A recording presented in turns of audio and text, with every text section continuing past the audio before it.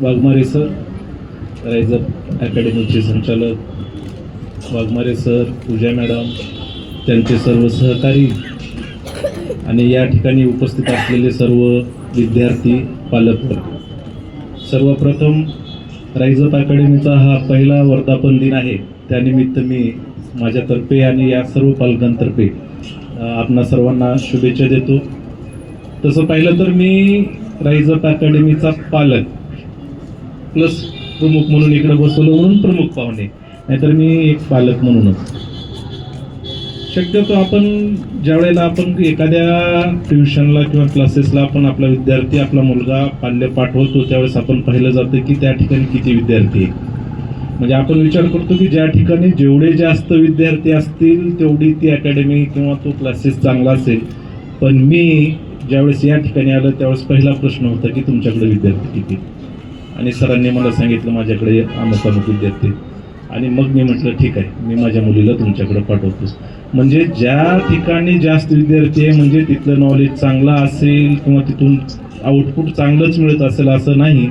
तर ज्या ठिकाणी लिमिटेड संख्या आहेत, प्रत्येक विद्यार्थ्यापर्यंत पर्सनली लक्ष देऊन त्याचे काय ड्रॉबॅक्स असतील, ज्या डाऊट असतील त्याच्या कंप्लीट करण्याचं काम मी वेळोवेळी येणं जाणं माझं होत असतं. त्यावेळेस मी त्यांच्याशी बोलतो आणि ते पर्सनली प्रत्येक विद्यार्थ्याच्या बाबतीत किती जागरूक आहेत, म्हणजे प्रत्येक विद्यार्थी कुठल्या टप्प्यावर आहे, त्याला काय अडचणी येतात, त्याच्यासाठी काय केलं पाहिजे यापासूनचं त्यांचं लक्ष आहे.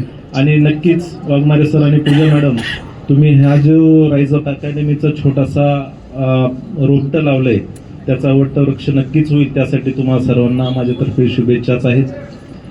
विद्यार्थ्यांसाठी बोलायचं म्हटलं तर तुम्ही 12th फेल पिक्चर बघितला असेल, 12वी 12th फेल बघितला का तुम्ही पिक्चर? सिनेमा बघता का नाही? त्यामध्ये अत्यंत गरीब किंवा हलाखीच्या परिस्थितीमध्ये जगणारा एक विद्यार्थी, ज्याला की शिक्षण घेणं देखील अशक्य असतं, आणि तो विद्यार्थी 12वीला नापास होतो. परंतु बघा त्या पिक्चरमध्ये पुढे असं दाखवलं गेलं की ज्यावेळेस आपण एखादी गोष्ट आपण जिद्दीनं करू, फक्त जिद्दच नाही तर त्यासाठी आपल्याला परिश्रम देखील तेवढे करावे लागतात. त्यात जिद्द आणि परिश्रम या दोन्हीची जर आपण सांगड घातली तर आपण आयुष्यामध्ये कुठल्याही परीक्षेला, कुठल्याही आव्हानाला आपण समोर जाऊ शकतो.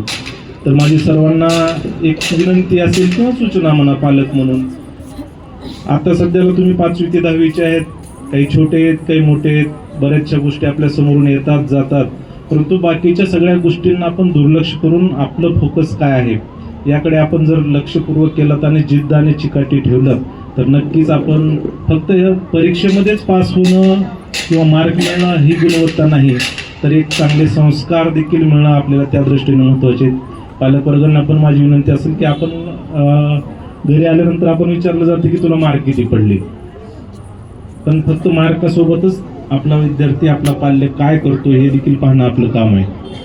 तर सर्वांना या प्रसंगी मला प्रमुख पाहुणे म्हणून बसण्याची आणि बोलण्याची संधी दिली त्याबद्दल राईज अप अकॅडमीचे मी धन्यवाद मानतो. थांबतो. धन्यवाद.